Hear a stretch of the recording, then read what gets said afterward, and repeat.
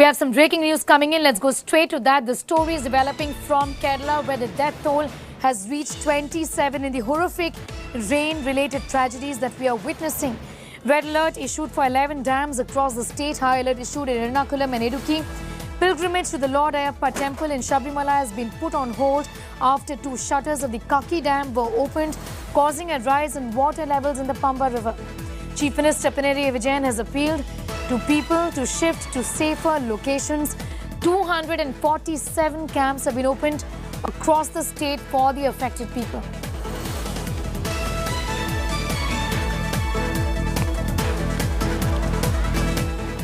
Well, there are 11 NDRF teams right now that have been deployed in the state of Kerala. This report is going to give you an idea about the gravity of the flood situation in the state of Kerala, which has seen 27 deaths already because of the incessant rains and flooding.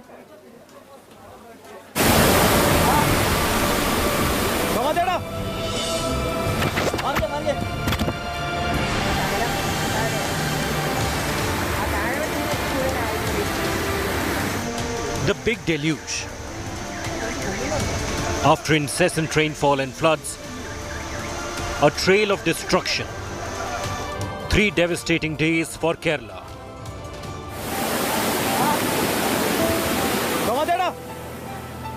And these defining images narrate the flood horror.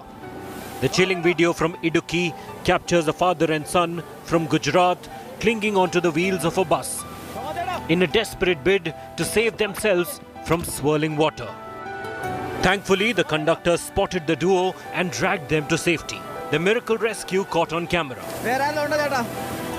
India Today continues its coverage from the disaster zone.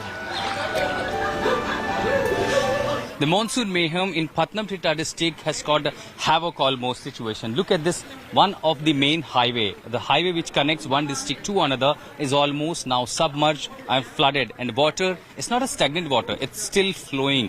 The river, Manimala river, when started overflowing, the water level increased and now it reached up to 5 to 6 feet in certain places. And look at how national highway in fact has completely submerged. The river is almost now flowing through this stretch through the national highway. Yeah, that's the gravity, that's the scale of mayhem in this part of Pathanamthitta. कल 3 बजे से शुरू होगा। कल 3 बजे से धीरे-धीरे आने लगा और रात को 8 बजे से बढ़ गया, इतना हो गया। Yesterday onwards the water rising. Okay. Yeah. So did you get any information, any warning to go to the safer places? No, till now I didn't get any warning. There was no warning at all? Yeah. Kottayam, Idukki and Alappuzha continue to remain the worst affected areas. Relief operations are in full swing. Several columns of Indian Army have been deployed in Kottayam, Kuttikal and Wayanad, along with special NDRF teams. Choppers from Naval Air Station INS Garuda was deployed to drop relief material in Kottayam and Idukki. Prime Minister Modi spoke to Chief Minister Pinarayi Vijayan to offer help, and he also tweeted condolences to the bereaved families. Currently, I'm standing at a very famous place in Trivandrum, the Shangamoham beach, where there is the beach on the right side and the international airport on the left side. Where I'm standing was once a road. The rain, swelling up of the beach and high tides have caused the road to completely devastate.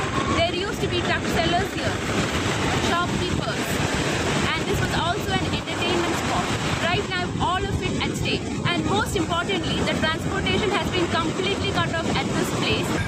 The Manyali Bridge provides us an easy access to the Cochin International Airport, and the adjoining areas of Kaladi, Aluva and North Parvoor are the most severely affected. People in and around the area have already begun shifting their belongings to their relatives' homes to reduce damages. Some images of hope floating in the high water. This couple from Alappuzha, however, couldn't be deterred from tying the knot. They sailed 500 meters on a traditional copper cooking vessel for their wedding at a local temple. With Marina Jacinth in Thiruvananthapuram, Anna Joby in Kochi and Ashutosh Mishra in Pathanamthitta, Bureau Report, India Today. And my colleague Ashutosh Mishra is getting us more details. He joins us from Adur in Kerala.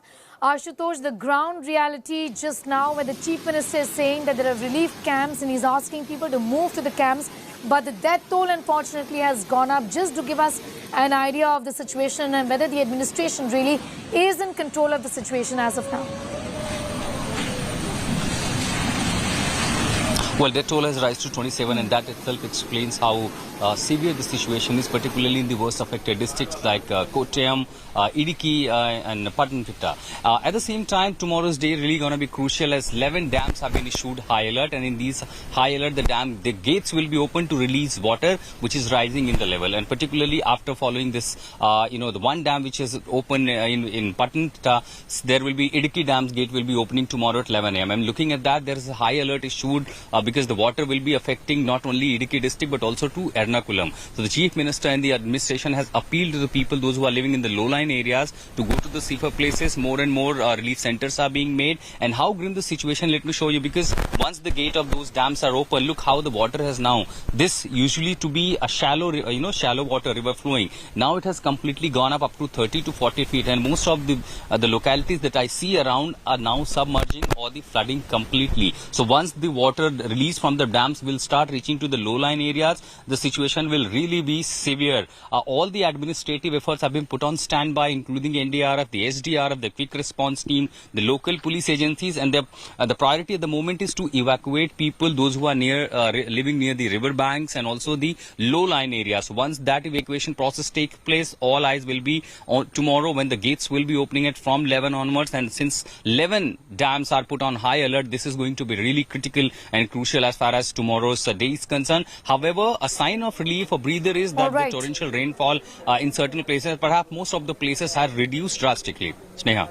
All right, Ashutosh, thanks for getting us up to speed with all of those developments. Ashutosh Mishra with that report from Adur in Kerala. Let's now talk about Delhi. Well, the national capital has seen the highest ever rainfall in the last 17 years or so, breaking all records. And it's just not Delhi. The national capital region also stands affected. Heavy rainfall accompanied by thunderstorms from yesterday, causing severe waterlogging and disruption in vehicular movement. People are seen wading through deep waters, people facing difficulties in commuting. Vehicles can be seen submerged in these pictures that you see. Delhi, Noida, Ghaziabad, Gurugram. The national capital region essentially has been under the grip of one serious wet spell after another. Rain has brought the national capital to a standstill. An underpass near the Indira Gandhi International Airport can be seen inundated. A car was fully drowned in waterlogged underpass. Meanwhile, Delhi received highest rainfall in October in 17 years. It also broke a 65-year-old record for highest rainfall in 24 hours on any of the day in October. According to the Met Department, thunderstorms of moderate intensity rain with heavy intensity rain over isolated places would continue to occur over in adjoining areas of the national capital during the next 24 hours.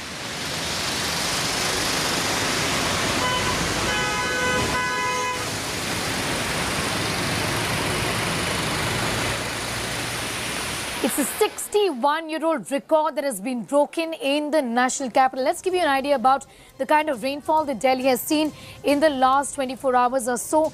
First of all, let's talk about what happened in 1960, where Delhi saw a maximum of 93.4 mm of rainfall. In 2004, that slipped to 89.0, and in 2021, the data with us shows that 94.6 mm of rainfall has been received by the national capital. Record has been broken for the last 17 years, and of course, this is the accumulated rainfall at the Safdarjung station.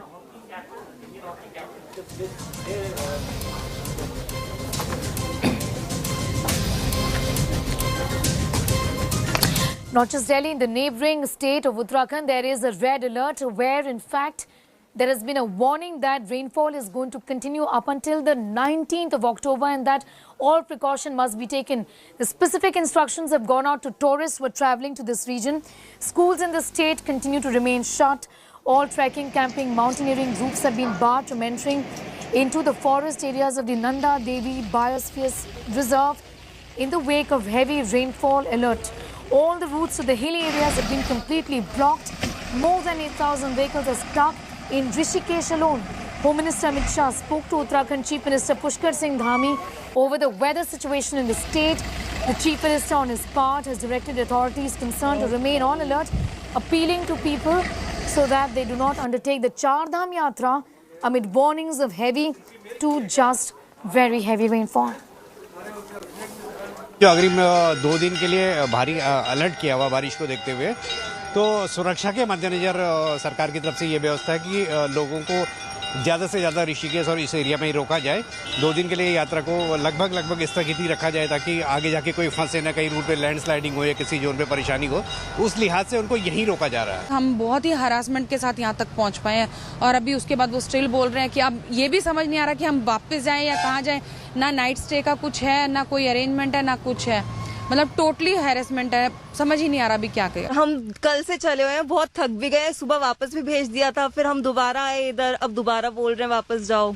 हमें अभी पता चला है कि alert घोषित कर दिया गया है। तो हम लोग इधर आके 24 घंटा तो होने को आया है। नेचर जो है उसको हम लोग क्या कर सकते हैं। हम मुंबई से आए हैं, हम लोग एक ही चाहते हैं कि यमुना जी हमारे ऊपर कृपा करे और कल तो ये खुल जाए, क्योंकि हमारा सबका रिटर्न टिकट तो पहले फिक्स है 26-27 तारीख का, और हम लोग जो 4 धाम करने की इच्छा कर रहे हैं। हम बहुत ही हरासमेंट के साथ यहाँ तक पहुँच पाए हैं और अभी उसके बाद वो स्टिल बोल रहे हैं कि अब ये भी समझ नहीं आ रहा कि हम वापस जाएं या कहाँ जाएं। ना नाइट स्टे का कुछ है, ना कोई अरेंजमेंट है, ना कुछ है।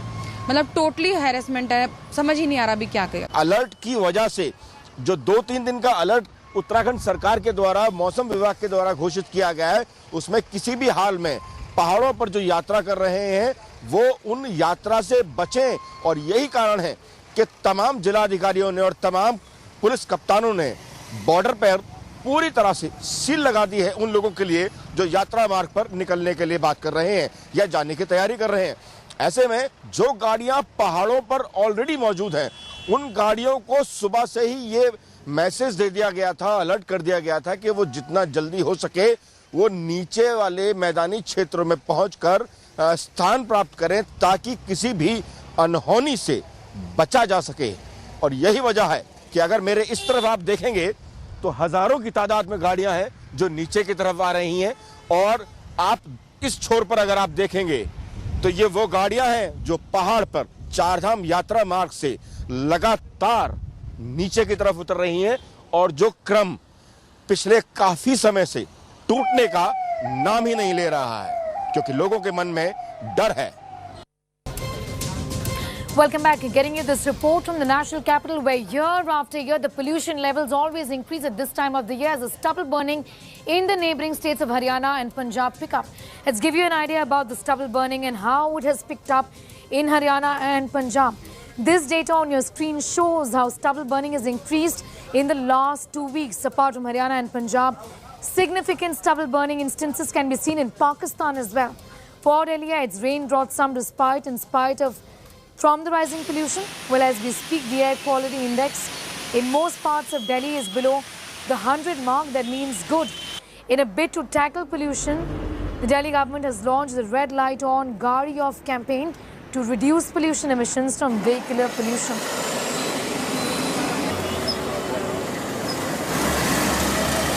The government needs to incentivize farmers or motivate farmers to really think of growing something else, perhaps vegetables and fruits, perhaps other crops, because when we talk about paddy, when we talk about rice and wheat, we're talking about bad air that happens in the month of October and November. Distressed farmer could not be expected alone to fight this battle of air pollution. It has to be everyone, and it's important for respective state governments and central governments to incentivize, motivate and have a long-term plan to really stop stubble burning. मौसम बदलने से और पराली जलने से जो है इस समय दिल्ली के पोल्यूशन का स्तर ज्यों-ज्यों पराली जल रही है, पोल्यूशन स्तर बढ़ता जा रहा है।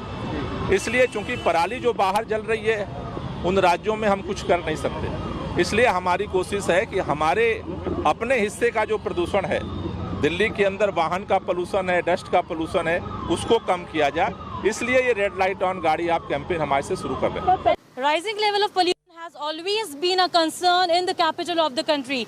So Delhi government has come up with the concept of red light on and vehicles off. Presently we are standing here at the Barakhamba Square of Delhi, where you can see that